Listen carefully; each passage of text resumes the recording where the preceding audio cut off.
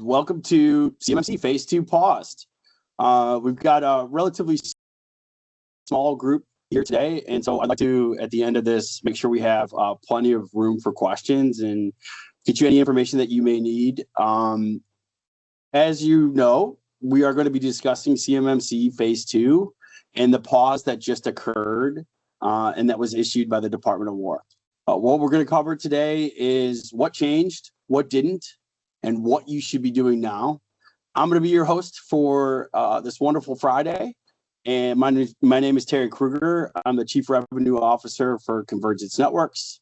I have been doing managed services and cybersecurity services for over 15 years, and I've been working within the Department of War, DIB industries for roughly about 12 of those years, and have been deeply involved in CMMC for about 7, almost when it originally came out.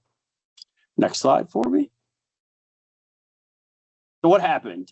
July 13th, 2026, an unexpected event occurred where the DoD put out a suspension of the planned CMMC Phase II requirement that the requirement states you must get assessed by a C3PAO. It's an outside assessment firm, while it completes what they call a 60-day program to review CMMC in totality. And what does that mean? What's paused in this thing? The certification requirements. The planned level 2 third-party assessment requirements are on hold. Those were due in November for a lot of folks in order to be awarded or be considered to be awarded for a government contract. And what else is paused is new solicitations should not require level 2 C3PAOs to get the certification during the suspension period. What isn't changed as a part of this is the self-assessments remain. You're still protecting government data. Level 1 and level 2 self-assessments requirements still remain. And so your security programs still have to be in place. Organizations still need to have a clear and defensible compliance posture as the contracts that you win and have already won state. Next slide. The timeline has changed for the level 2 certification, but what hasn't changed is the security standards. And so what do I mean by that? What did they suspend? It's, again, that third-party level 2 certification, the timing that's required of that. If you look at all of the businesses that needed to be certified technically be certified to start winning agreements within the downstream effects of primes, that November date was coming around the corner. There was approximately about 100 lead assessors that were doing assessments in about 80,000 businesses that needed to be assessed prior to that November 10th deadline. And what that requires is every lead assessor generally takes at a minimum of about 3 days to do an assessment on site. There just weren't enough assessors, and the level of entry to pay for that certification was becoming a barrier to entry for the SMB market to enter the DIB world. The urgency around obtaining the C3PAO assessment slots has now sort of decreased and suspended because they are looking at the program in totality. And the likely form of the future CMMC implementation is also paused. They've created a subcommittee that's going to look at it in totality and say, okay, how can we look at this to make it work and be more affordable for the SMB market? And the volume of clients and questions has paused as well.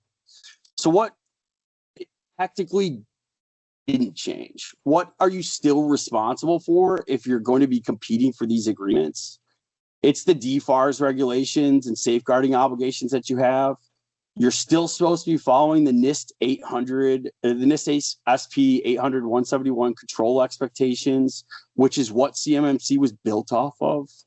The SPURS scoring and the self-assessment requirements are still in place. They are requiring you to, from an executive level, for the foreseeable future, self-attest for level 1 and level 2 once a year. Cyber incident reporting obligations still remain in place. Prime contractor expectations for CUI protection and other data protections still need to be in place. And you could still be held liable for False Claims Act. And so what do I mean by False Claims Act? It's attesting that you have something in place or you have a certain cybersecurity posture. And then if you were to have a breach and then you didn't have that thing in place, you could be held liable and still fined. And I anticipate the government going pretty heavy on this. Next slide. Why did they suspend phase 2? To reduce the barriers of participation, to get some of the innovators of the world and downstream of the primes to participate in more government jobs, better alignment with requirements to risk, and improves speed and scalability. There just weren't enough assessors that could get through the amount of people that needed to be assessed by the deadlines that they had set forth. And so they saw it coming with a need and a push for what governments ask and the current economic state. They need SMB market to participate in government contracts more now than ever before. Next slide. So what does it mean and how does this impact you? Immediately, third-party assessment pressure is reduced. So there's not this long backlog that you'd have to worry about if you needed to be assessed and the possibility of missing out on an actual contract that you could win. And so it reduces this pressure. But organizations, again, just because the assessment, the third-party validation that you are following this framework isn't needed, you still have to protect sensitive data like CUI, and it needs to be done to demonstrate that you are following the safeguards that you said are in place. And so what do? You need to know your scope still, always. Where does that sensitive data live? How does it flow within your organization? And how do you protect it? And do you have that documented? Confirm that systems, users, and workflows are in scope or either out of scope. So what does in scope and out of scope means? It means it's part of what could be considered the CMMC program, or it's not part of what the CMMC program is. You want to document your posture, continue to document what you are doing and make changes if there are changes being made. Please continue to maintain your SSPs, your POEMs, and always track the evidence of the things that you are continuing to do, because this is a pause. Ultimately, you want to continue to close gaps if you have them to your certification that you need to be at, whether it be CMMC level 2 or CMMC level 1. And you can use this time to prepare for what comes next. Because ultimately, it's our firm belief that they are not going to change the way you have to handle the data. This was designed to protect government secrets from getting out and information from leaking to non-approved sources. And so that will remain in place. It's just probably the timeline is going to change. And we'll find out more in 60 days. And we just want to make sure everybody's educated on this. And we'll continue to do these things until everybody feels comfortable. We're here as a resource for you as well at any point in time. Next slide. What do you do now? Again, like I said, now it's July 13th. It was July 13th when they issued this.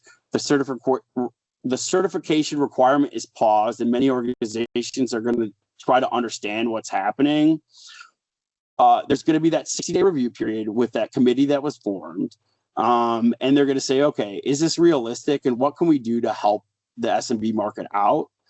At that 60-day period or before, they're going to give direction on how this is going to impact it. And I assume that there's going to be another timeline associated with that, with other requirements that you may or may not have to follow. And this is really an opportunity for you to continue your programs, but lighten the pressure that it has on internal resources. Because if you're going through this and you're on this call, you know that this can be a daunting task. If you haven't been following this all along, it's a big lift and a big shift from what your day-to-day work was like. And it takes a whole company's effort to get a program and to follow a framework like CMMC Level 2. Next slide. How we help people in this situation. We can help anybody with readiness assessments, so we can help you clarify what's in scope, what's not, identify the gaps that you have, and then create a practical roadmap on what it's going to take to get you to where you're looking to be. We could also help you with documentation and evidence gathering and proving that you're doing what you say you're doing through SSPs and POEMs, policy and process alignment, and even policy and process creation. We help clients all the time with compliance advisory services. So it's explaining, what the requirements are, how it impacts your business, and what it's going to do for you long term. Support your leadership and help make sure that they have the information that you need or they need in order to communicate it outwards to not only their own employees, but to board members or other executive team members, and help you prepare, prime customer responses that are coming down the line. And then ultimately, we have other members of our team that can help you with the technical execution, such as security tools, softwares that you may need to meet compliance requirements like vulnerability scanning, vulnerability management, application whitelisting, etc. And then securing your data. We went through this process ourselves. We did get the certificate of CMMC Level 2. We know exactly what they've been looking for and what that program takes because we've lived it, and we know how it can impact a business, both positively and negatively. What I also want to be very careful about is there is a potential out there for some primes to require, if they want to, their subs to have a CMMC Level 2 assessment completed by a C3PAO. What this lift did is it lifted the requirement that it needs to be in there.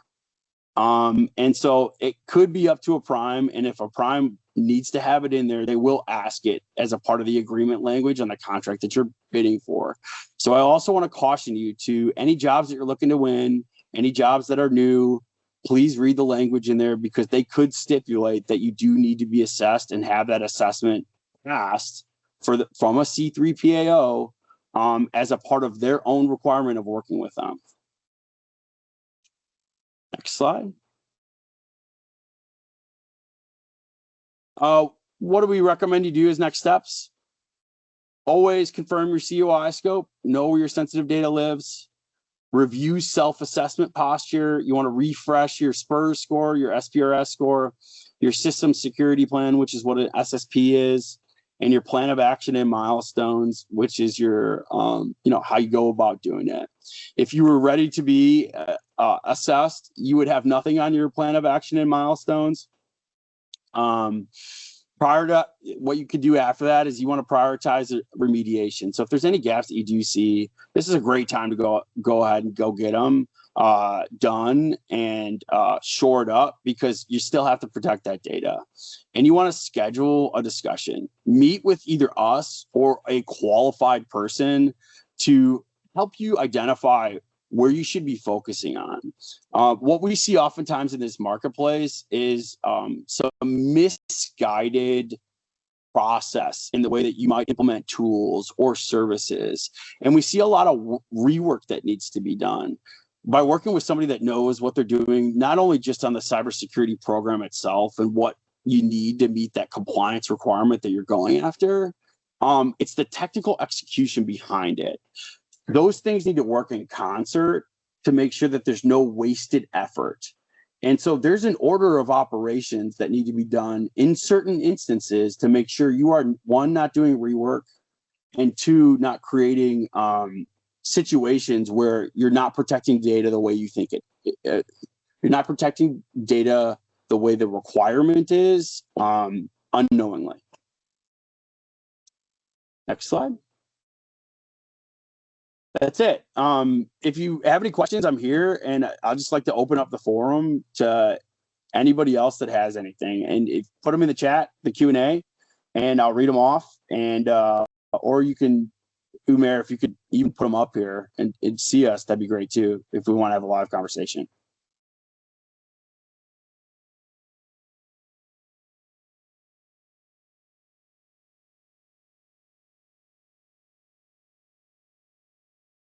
Any questions?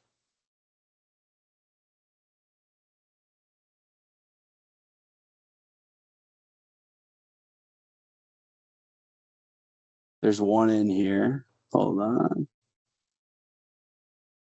What are the steps and costs you approach a new assessment? So what are the steps and the costs of the approach of a new assessment?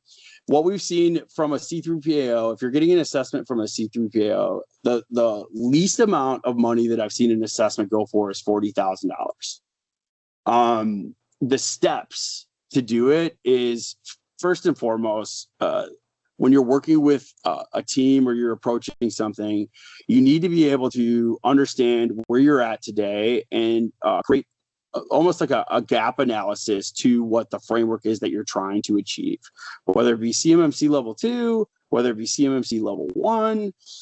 Where are you at in your journey? And then what that allows you to do is say, okay, what steps do we need to take in order to get there? And what processes and things need to change to meet the controls that are a part of that framework? And controls are basically like elements of that cybersecurity posture. And by doing that, first step is always understanding where you're at so you can benchmark it, understanding what the future looks like. So what is the actual requirement that you need to get, validating that is in fact true. So going through agreements that you are either potentially bidding on or agreements that you have with your current clients, and validating that you do need to be at that cybersecurity level, or you do need to have that posture that you're trying to achieve. Once you've done that, you put together basically a roadmap, and that roadmap is going to consist of a bunch of different things: system security plan, a plan of action and milestones. So it's how you're going to get from point A, letter A to Z, in a systematic approach. And then throughout this process, what you're doing is you're documenting and implementing solutions. Depending on where you're at in your journey, it could be a big jump or a small jump. And the fastest I've ever seen somebody go through this, from zero compliance needs and zero compliance requirements to all the way CMMC 3PAO certified, is 8 months, and that's lightning fast. It generally takes people roughly about 12 to 18 months to go from zero to level 2 certified with an outside certified company, a C3PAO, assessing that they passed. We have another question here.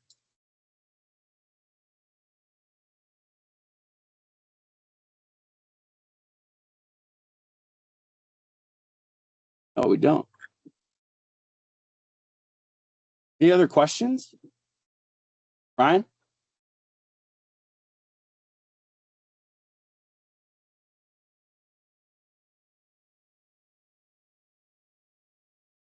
Hi there. Tried to drop it into the chat there, but essentially sounds like I'm with a company that's one of maybe the lucky few that was ahead of the ball game here. We went through our level 2 assessment back in May. We passed. We were level 2 certified. So with this, change coming through, or this pause, what, if anything, changes, for us where, we got certified, we're continuing to do all the things we say we're doing in the SSP. We just keep doing what we're doing. What I would do is I'd still go down that track. So you still want to hold that certification and continue down that, because that is a very valuable certification still in totality, because you're going to be looked at through contractors as somebody that's been assessed by a third party, and that's going to be looked at favorably. It's supposed to not be looked at favorably, but you've had that outside validation, and they'll never be able to take that away from you. And if anything changes in the future, they may even require businesses to go through a C3PA outside assessor long term, and they may extend it. You don't know. And so what you want to do is still continue down that program, because the future is uncertain of if they're going to need outside assessments. They've just only temporarily suspended it. And so I think it's great that you did that. It puts you at a massive competitive advantage because you passed that level that you needed to be at. And again, primes can still ask for that certification to win business as a part of the contracts that they have. It's just they've given the option not to do it. Does that make sense? It does. Thank you for the info. Yeah. Anybody else have any other questions?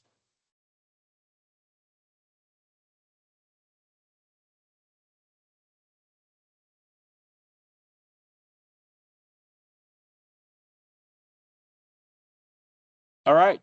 Well, if you don't feel courageous enough to raise your hand, because I know that could be scary, you have our email address. You could always reach out to us, book a meeting with us at any point in time.